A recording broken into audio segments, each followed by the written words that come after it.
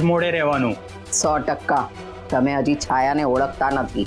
તમે પણ મને ક્યાં ઓળખો છો?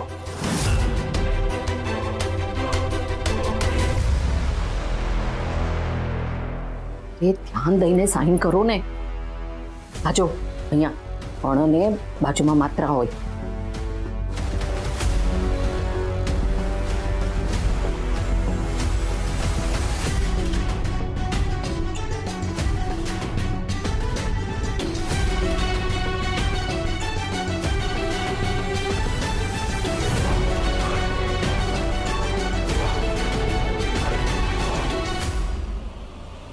અરે વાહ, માની ગયો તમને. ક્યાં હતા આટલા સમયથી?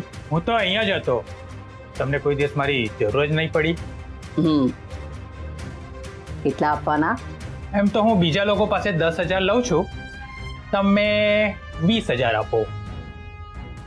કેમ એવું? કેમ મારી પાસેથી કેમ 20,000? માણસ જેટલો ખાનદાન એટલો જ વધારે ભેદી. આ તમારા 20,000 અને આ તમારી બક્ષીસ. જોખમને પારખી લીધું એટલા માટે.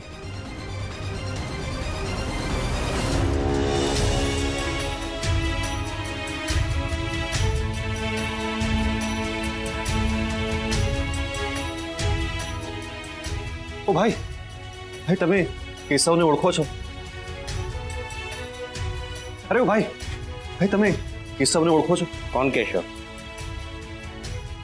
વિશ તો જાણવા માંગુ છું. હેલો, કેશવ જ ખબર છે મને. ઓ ભાઈ, ઓ બેન, બેન અહીંયા દ્વારકામાં એક માણસ છે કેશવ નામનો, એટલે હતો. તમે એમને ઓળખો છો? કેશવની તો આ નગરી છે બેટા. એ 1000 હાથવાળાને કોણ ના ઓળખે? એટલે ઓ ભાઈ, તમને અહીંયા દ્વારકામાં કેશવનું ઘર ખબર છે?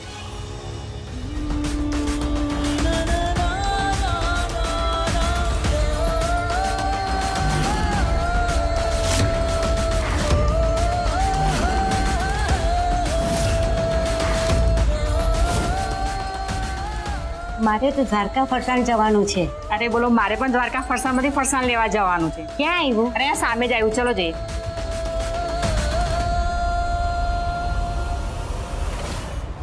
અરે અર્જણ ભાઈ, તમે આ નવી ઘો કાં ઘાલી? તમે ચિંતા કરો માં, મળી જશે તમને માલ. હા, ઓ ભાઈ, આ ચંદન સ્ટોરમાં માલ કેમ નથી મોકલ્યો? હા, આ ચંદન સ્ટોરમાં માલ રવાના કરો ને. હે ભાઈ, ધ્યાન ક્યાં છે? સાંભળો, તો પાકીટ. એ પાકીટ છો, ઉભો રે. ક્યાં જાય છે?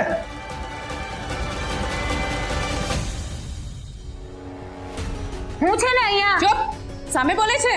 દઉં એક. ખબર છે ને, પછી પેલી શોક ટ્રીટમેન્ટ આપીએ ત્યારે કેવા હાથ પગ જોડે છે. ચાલ નીકળ અહીંયાથી બહાર.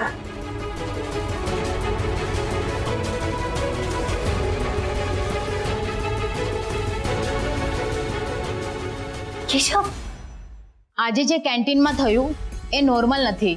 મને લાગતું હતું એના કરતાં આની હાલત વધારે ખરાબ છે. કંઈ પણ લઈ આવો, કંઈ પણ બનાવો, હું તો બધું ખાઈ લઈશ. અને કેશવને પણ કંઈ પણ ચાલશે, હે ને કેશવ? કેશવ, તમારે જે કરવું હોય ને એ કરજો. શું હું આ લોકોને મારું? હવે કંઈ કરશે ને તો હું આ લોકોને મારીશ, દેખાડીશ એમને. કેશવ, તમે છો ને મારી સાથે, મને કઈ બીક નથી. સિરિયસલી કેશવ, તમે છો ને મારી સાથે? આવું જ જોઈને ચાલુ રાખ્યું ને તો હેરાનગતિ વધશે. મેડમ, આપણે એને આપણા ઉપરના વોર્ડમાં શિફ્ટ કરી નાખીએ તો થોડીક પડશે ને, એટલે આપમેળે એની અક્કલ ઠેકાણે આવી જશે. એ જ કરો. તમે કહો ને તો એને અત્યારના જ ઉપર શિફ્ટ કરી દઈએ. મેડમ, થોડું ધ્યાન રાખજો. તમને તો ખબર છે ને એ વોર્ડમાં બધા જ સિરિયસ દર્દીઓ છે. એનું ટેન્શન તમે મારા ઉપર છોડી દો. ચલ, શું ઉપર જવાનું. ચાલ, મૂકો મને. અરે ચાલ અરે ઉપર. મૂકો મને. કેશવ, ચાલ ઉપર કીધું ને તને. કેશવ જુઓ ને, કોઈ નથી આ લોકો અહીંયા. મને હેરાન કરે છે. કેશવ, ડોક્ટર, કોઈ કેશવ નથી. ચાલ નથી જવું પ્લીઝ. હું ગાંધી નથી. છોડો મને. ચાલ. છોડો. આ!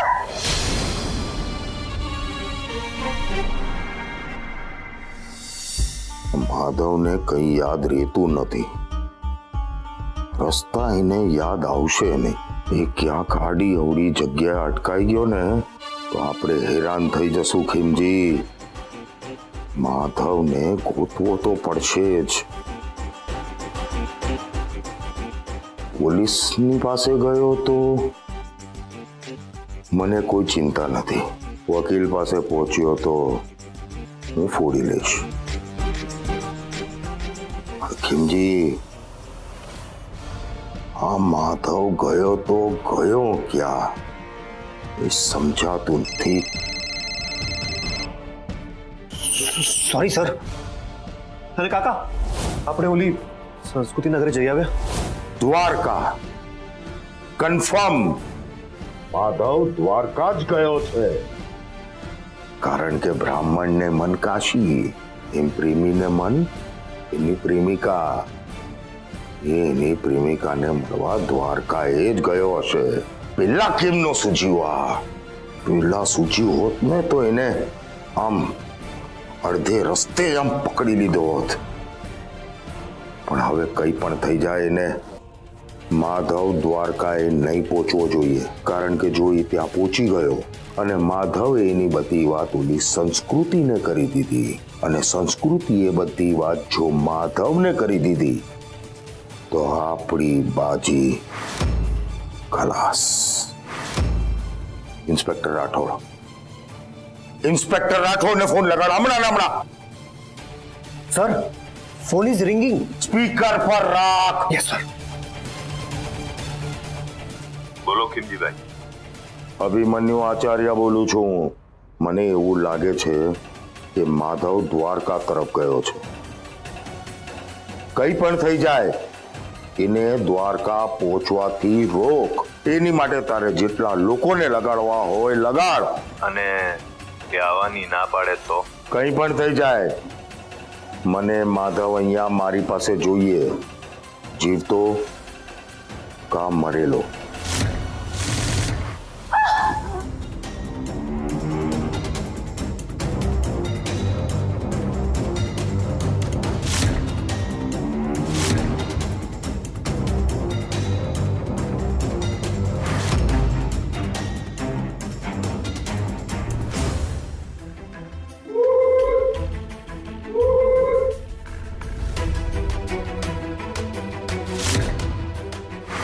અહીંથી નીકળવામાં તું જ મને હેલ્પ કરશે.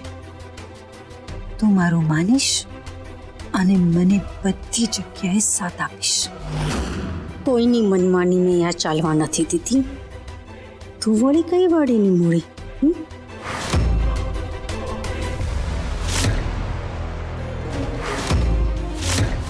તારે મારો રસ્તો બનવાનો છે.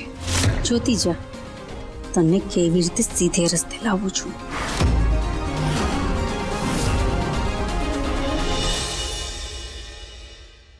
પપ્પા, હું આવી ગઈ. અરે ઐશ્વર્યા બેટા, આવ મિસ બેટા મિસ.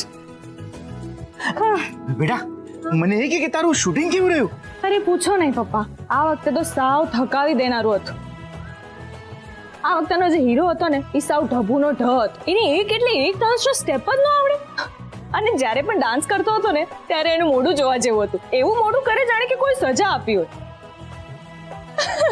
આમ જ.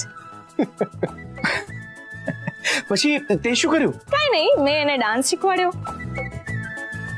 અને તમને ખબર છે, જ્યારે હું નીકળતી હતી ને ત્યારે એને સામેથી જ મને કીધું કે થેન્ક ગોડ કે મને તારા જેવી કોરિયોગ્રાફર મળી, નહીતર મારો ડિરેક્ટર તો મને કાઢી મૂકત. વાહ બેટા. બેટા, કામ એવું કરો કે લોકો તમને અને તમારા કામને યાદ રાખે. અરે કામથી યાદ આવ્યું પપ્પા, મારી જે ફિલ્મની લીડ એક્ટ્રેસ હતી ને એણે મને સામેથી કીધું કે મેં મારા નવી ફિલ્મના ડિરેક્ટરને કહી દીધું છે કે મને ઐશ્વર્યા વૈષ્ણવ એઝ અ કોરિયોગ્રાફર જોવે જ છે. હા, વાહ વાહ વાહ બેટા વાહ. બસ હવે તને આગળ વધતા કોઈ નહીં રોકી શકે. અને આમ પણ નીરવ તો તારી સાથે છે જ ને. અરે નહીં અંકલ, એવું કાંઈ નથી. હું બસ આંગળી ચીંધી શકું છું, બાકી ટેલેન્ટ તો ઐશ્વર્યાનું છે.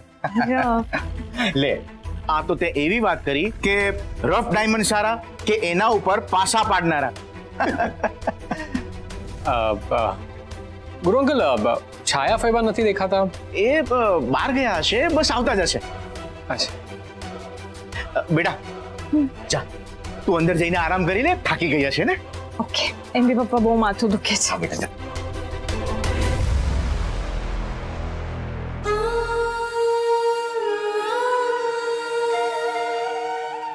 અહીંયા કોઈ કંઈ બીજું કરે કે વિચારે એની પહેલા મારે કામે લાગવું પડશે. મારી પાસે બહુ ઓછો ટાઈમ છે. અભિમન્યુ ચાલાક માણસ છે. મારે માધવને ત્યાંથી બહાર લઈ આવવું પડશે. નહીં તો એ માધવને ના, મારા કેશવને. તમને કંઈ નહીં થાય કેશવ, તમને કંઈ નહીં થવા દો, કંઈ નહીં.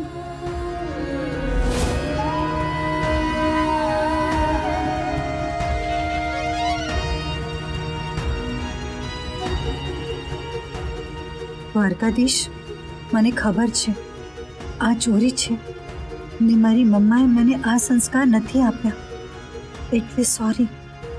પણ તમને તો ખબર છે જ્યાં જાઉં છું ત્યાં કદાચ પૈસા સિવાયની કોઈ લેંગ્વેજ લોકો સમજતા નહીં હોય.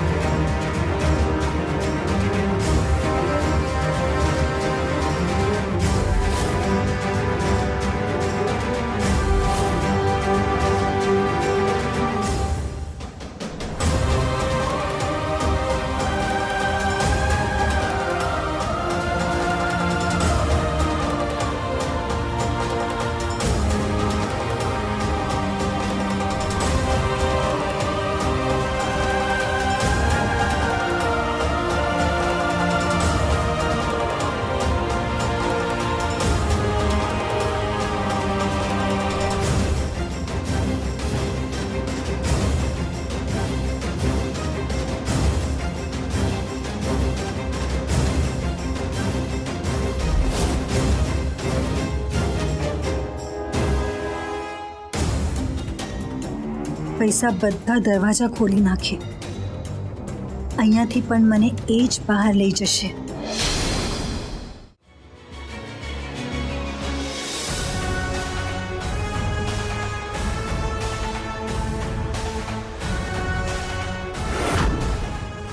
સંસ્કૃતિ જોનસ, ફોરેનનું પહેલું પંખી. મજા આવશે તને સીધી કરવામાં. આમે તમારો ડોલર અમારા રૂપિયાને બહુ પછાડે છે. હવે તું જો, હું તને કંઈ પછાડું છું.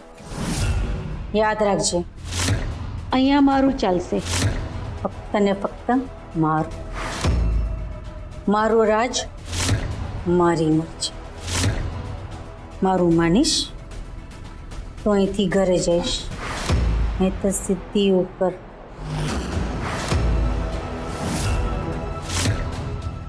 દવા ખવડાવવા તારો બાપ આવશે. તને પૂછું ને ત્યારે જવાબ દેવાનો. દવા કેમ નથી લીધી હજી સુધી? કારણ કે હું નોર્મલ છું. બોલો, ગાંડી કહે હું નોર્મલ છું. તારી આ વાતે સાબિત કરી દીધું. તું કયા હદની મેન્ટલ કેસ છો? ના, હું સાચું કહું છું. વચ્ચે નહીં બોલવાનું. હું બોલતી હો ત્યારે ફક્ત સાંભળવાનું. અને એક વાત યાદ રાખજે, જો આ વાત ભૂલી ગઈ તો એની એક જ સજા છે, અહીંથી સીધી અંદર ચેમ્બરમાં શોખ માટે.